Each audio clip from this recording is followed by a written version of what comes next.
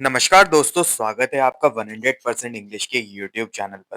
दोस्तों, आज की इस वीडियो में हम एक बहुत इंटरेस्टिंग और इम्पोर्टेंट नॉवल जो कि कंटेम्प्रेरी साउथ एशियन लिटरेचर जैसे पेपर्स में हमेशा पूछी जाती है, उसको डिस्कस करने वाले हैं। The novel is hullabaloo in the guava orchard by Kiran Desai. अगर आप यूनिवर्सिटी लेवल पर हैं, चाहे आप बीए इंग्लिश ऑनर्स में हो या फिर एमए में, तो ये वीडियो आपके लिए कंप्लीट गाइड की तरह एक्ट करेगी। हम ऑथर के कंटेक्स्ट से लेकर चैप्टर के थीम्स और क्रिटिसिज्म तक सब कुछ कवर करने वाले हैं। सबसे पहले कंटेक्स्ट समझते हैं। विदाउट कंटेक्स्ट आपका आंसर तो इनकम्प्लीट लगेगा ही, साथ ही अगर आप बिना कंटेक्स्ट के स्टोरी को पढ़ोगे तो एकदम नॉनसेंसिकल लगने वाली है। Kiran Desai is the daughter of famous novelist Anita Desai. She published this book as a debut novel in 1998. Although she is famous for her Booker Prize winning novel The Inheritance of Lost, जिसको कि उन्होंने 2006 में लिखा था, हुला बालो was her first step into the literary world. इस novel की inspiration क्या थी?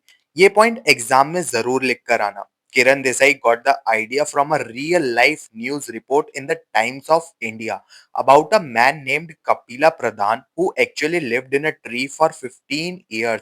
देसाई ने सोचा एक आदमी पेड़ पर भाई क्यों चढ़ेगा और सोसाइटी उसे कैसे ट्रीट करेगी, तो चलिए इस पे कहानी लिखते हैं। स्टोरी सेट है एक फिक्शनल स्मॉल टाउन में जिसका नाम है Shahkot. Shahkot is very similar to R K Narayan Malgudi, but with a darker sharper satire. यहाँ की गर्मी, ब्यूरोक्रेसी और मिडिल क्लास एंजाइटी स्टोरी का बेस बनाते हैं। अब आते हैं डिटेल्ड समरी पर। कहानी को हम फेजेस में डिवाइड करेंगे ताकि आपको ये आसानी से याद रहे। पहला फेज डिस्कस करते हैं, the birth and the heat. Novel open होती है एक टेरिबल समर से। शाकोट में भयंकर सूखा यानी कि ड्रॉट पड़ा हुआ है। The heat had enveloped the whole Shahkot in a murky yellow haze. इस वक्त हमारे प्रोटैगनिस्ट संपत चावला का जन्म होता है। उसकी माँ कुल्फी थोड़ी सी इसेंट्रिक टाइप की है, मतलब अजीब है। ड्यूरिंग प्रेगनेंसी उन्हें खाने की बहुत ज्यादा क्रेविंग्स होती है। अब आप सोचेंगे इसमें अजीब क्या है? भाई उन्हें नॉर्मल फूड की क्रेविंग नहीं होती, उन्हें एग्जॉटिक फूड चाहिए। जब सूखा खत्म होता है और बारिश आती है तभी संपत पैदा होता है। लोग कहते हैं कि ये तो बहुत लकी है, लेकिन ऐसा बिल्कुल नहीं होता। फेज टू देखते हैं, Sampat failure and the hullabaloo. 20 साल बाद संपत एक डिसअपॉइंटमेंट बन चुका है। मिस्टर चावला जो उसके फादर है, he is a hyper rational ambitious man.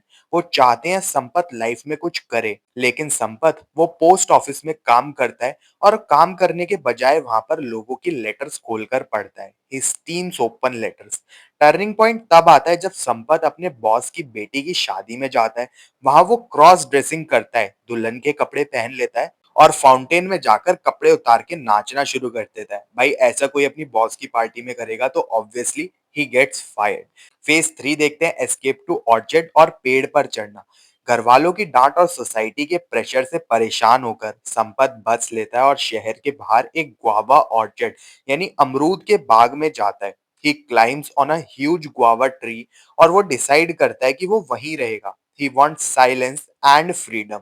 फिर आता है हमारा फेज फोर, ट्रांसफॉर्मेशन इनटू बाबा। जब फैमिली उसे ढूंढती है और वो गुआवा ऑर्चर्ड में पहुंचते हैं तो पुलिस और गांव के लोग भी वहां पर आ जाते हैं। पेड़ पर बैठे बैठे संपत लोगों के सीक्रेट्स बताने लगता है। और ट्विस्ट वाली बात ये है कि ये सीक्रेट्स उसने पोस्ट ऑफिस में लेटर से पढ़कर जाने थे, लेकिन लोगों को लगता है कि उसके अंदर कोई डिवाइन विजन आ गई है जिससे कि उसको ये सारे सीक्रेट्स पता चल गए हैं। लोग उसे ट्री बाबा या मंकी बाबा मानने लगते हैं। मिस्टर चावला का बिजनेस माइंड यहाँ पर एक्टिवेट होता है। Instead of bringing him down, mister Chawla realises कि इसमें बहुत पैसा है। वो ऑर्चर्ड में टिकट सिस्टम लगा देते हैं, गार्लैंड्स लगा देते हैं और एडवर्टाइजमेंट्स लगाते हैं। संपत बन जाता है एक कमोडिटी यानी कि एक प्रोडक्ट। फेज फाइव है द मंकी मेनेस, बंदरों का आतंक। ऑर्चर्ड में लंगूर मंकीज आ जाते हैं। शुरू में वो संपत के दोस्त होते हैं, लेकिन प्रॉब्लम तब शुरू होती है जब मंकीज को अल्कोहल की आदत लग जाती है। बेसिकली मंकीज को एक विजिटर का अल्कोहल मिल जाता है, वो उसे ड्रिंक करते हैं और अल्कोहल तो यार चीज ही ऐसी है कि बंदर को भी आदत लग जाती है। ड्रंक मंकीज पूरे शहर में तोड़फोड़ मचाते हैं, लिकर शॉप्स लूट लेते हैं, इससे शहर डिवाइड हो जाता है। एक तरफ मंकी प्रोटेक्शन सोसाइटी है जो कहते हैं यार बंदर भगवान का रूप होते हैं और हमें उनकी हेल्प करके उन्हें बचाना चाहिए। दूसरी तरफ है एडमिनिस्ट्रेशन जो उन्हें शहर से हटाना चाहता है। कुछ सब प्लॉट्स भी देख लेते हैं अपने फेज 6 में जो कि काफी इंपॉर्टेंट है। 2 इम्पोर्टेंट साइड स्टोरीज़ हैं इस नॉवल में जो हमको हमेशा मेंशन करनी चाहिए और ध्यान में रखनी चाहिए ताकि क्वेश्चन अगर बहुत ज़्यादा डीप आ जाए तो हमारे पास हो पूरे पॉइंट्स 100% मार्क्स लाने के लिए। पिंकी जो कि संपत की सिस्टर है, उसकी स्टोरी हंग्री हॉप बॉय के साथ। पिंकी शहर में आइसक्रीम बेचने वाले हंग्री हॉप बॉय के प्यार में पड़ जाती है। एक सीन में वो उसका कान भी काट लेती है आउट ऑफ फ्रस्ट्रेशन। ये दिखाता है कि कैसे यंग जनरेशन कंज्यूमरिज्म और रोमांस में फंसी हुई होती है। द स्पाई एथिस्ट सोसाइटी यानी कि जो भगवान में लोग विश्वास नहीं रखते उनकी सोसाइटी का एक मेंबर ऑर्चर्ड में आता है ये प्रूव करने के लिए कि संपत फ्रॉड है। उसे शक है कि कुल्फी अपने खाने में ड्रग्स मिला रही है क्योंकि उसको तो यार देखो एग्जॉटिक फूड पसंद था ना। फेज 7 है द क्लाइमेक्स यानी कि एंडिंग। सरकार डिसाइड करती है कि मंकीज को पकड़ा जाएगा और एक डेट फिक्स होती है। ऑपरेशन कैसे होता है? आर्मी और पुलिस आती है लेकिन सब केओस हो जाता है। कुल्फीज मैडनेस हमको एंड में देखने को मिलती है। कुल्फी जो अब पूरी तरीके से नेचर के साथ मिक्स हो गई है, एक मंकी को पकड़कर पकाना चाहती है, कुक करना चाहती है for a special dish. The spice death हमको देखने को मिलती है। कंफ्यूजन में वो जो एथिस्ट सोसाइटी वाला स्पाई था वो कुल्फी के बॉइलिंग पॉट यानी उबलते हुए खाने के बर्तन में गिर जाता है और मर जाता है। संपत फेट हमको देखने को मिलता है। जब ऑफिशियल पेड़ के पास पहुंचते हैं, संपत गायब हो जाता है। उसकी जगह कोर्ट पर सिर्फ एक बड़ा सा गुआवा यानी अमरूद रखा मिलता है जिस पर एक बर्थ मार्क होता है जस्ट लाइक संपत। आखिरी सीन में मंकी उस गुआवा को लेकर पहाड़ों में भाग जाते हैं और यहाँ पर हमारी ये स्टोरी एंड हो जाती है। अब इस स्टोरी के कुछ थीम्स देख लेते हैं। ये थीम्स आपके लॉन्ग आंसर्स के लिए बहुत ज्यादा क्रूशियल होते हैं। सबसे पहला थीम है satire on middle class aspirations. Desai मजाक उड़ाती हैं इंडियन मिडिल क्लास का। Mister Chawla is perfect symbol of this. उनके लिए स्पिरिचुअलिटी भी एक बिजनेस है। वो अपने बेटे की होलीनेस को मार्केट करते हैं। ये दिखाता है कि कैसे हम हर चीज को कॉमोडिफाई कर देते हैं यानी कि बिकाऊ बना देते हैं।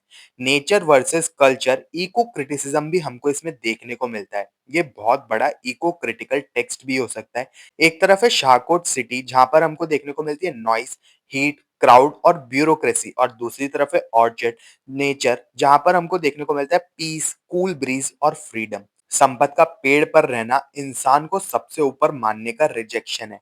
एंड में उसका फ्रूट यानी गुआवा बन जाना दिखाता है कि वो पूरी तरीके से नेचर में मिल गया है। ये पोस्ट ह्यूमनिज्म को दिखाता है। The gastric and the body Desai bodies और फूड को बहुत ही वियर्ड तरीके से देखती हैं। कुल्फी की भूख, स्पाई का पॉट में गिरना, मंकीज का शराब पीना, ये सब गॉस्ट्रिक एलिमेंट्स हैं जो दिखाते हैं लाइफ कितनी मेसी और अनकंट्रोलेबल है। रेशनैलिटी वर्सेस मिस्टिसिज्म नॉवल में कॉन्स्टेंटली टकराव है रेशनैलिटी का। जिस तरफ है mister Chawla the spy, officials यानी कि पुलिस और आर्मी, इनके प्लान्स हमेशा फेल होते रहते हैं। मिस्टिसिज्म और क्योस इस तरफ है संपत, कुल्फी और मंकीज, ये जीत जाते हैं। देसाई सजेस्ट करती है कि इंडिया जैसी जगह पर प्योर लॉजिक काम कभी कर ही नहीं सकता। To score a A plus you need to quote critics and compare the text. सबसे पहले कंपैरिजन देखते हैं इसका आर के नारायण के साथ। शाहकोट को अक्सर आर के नारायण के मालगुडी डेज से कंपेयर किया जाता है। डिफरेंस देख लेते हैं। नारायण का मालगुडी जेंटल और ह्यूमनिस्ट था। देसाई का शाहकोट सिनिकल और क्योटिक है। नारायण के द गाइड में राजू जो हीरो है वो एक्चुअल सेंट बन जाता है लेकिन हुला बालों में संपत एस्केप करता है नेचर के अंदर। कंपैरिजन विद सलमान रशीद देख लेते हैं। किरण देसाई को रशीद चिल्ड्रन कहा जाता है। उनकी लैंग्वेज में हमको साफ तौर पर रशीद जैसा एसेंस देखने को मिलता है। इंडियन वर्ड्स और इंग्लिश का मिक्स। रशीद ने खुद इस बुक की बहुत तारीफ की थी calling it lush and intensely imagined. The charge of exoticism कुछ क्रिटिक्स जैसे गैरम ह्यूगन आर्ग्यू करते हैं कि देसाई मार्केटेड एक्सोटिसिज्म यूज करती है मतलब वो इंडिया को वैसा दिखाती है जैसा वेस्टर्न रीडर देखना चाहते हैं। गुरुज, मंकीज, क्योस और स्पाइसी फूड को दिखाकर। लेकिन आप आर्ग्यू कर सकते हैं कि देसाई इन चीजों को ग्लोरीफाई नहीं कर रही बल्कि उनका सटायर यानी कि मजाक उड़ा रही है। तो दोस्तों, हुला बालू in the guava orchards is not just a funny story. ये एक पोस्ट कॉलोनियल फेबल है जो हमें बताती है कि कैसे सोसाइटी इंडिविजुअल को ट्रैप करती है और कैसे नेचर उसको एक एस्केप ऑफर करती है। जब आप अपने आंसर्स लिखें तो संपत के ट्रांसफॉर्मेशन को मैजिकल रियलिज्म से कनेक्ट करें और मिस्टर चावला को कैपिटलिस्ट मॉडर्निटी का सिंबल बताएं। 1998 साल इसलिए भी इम्पोर्टेंट है, उस टाइम पर हमारे देश में यानी इंडिया में बहुत सारे इकोनॉमिक रिफॉर्म्स आए थे और मिस्टर चावला जैसा कैरेक्टर कैपिटलिस्ट मॉडर्निटी का परफेक्ट सिंबल है। That's it for today's video. अगर आपको ये वीडियो हेल्पफुल लगा हो तो इसको लाइक और शेयर जरूर करें और 100% इंग्लिश चैनल को सब्सक्राइब कर लें और ऐसे इंसाइटफुल वीडियोस के लिए। मिलते हैं फिर अपने नेक्स्ट वीडियो में, तब तक के लिए happy studying and best of luck for your upcoming examinations.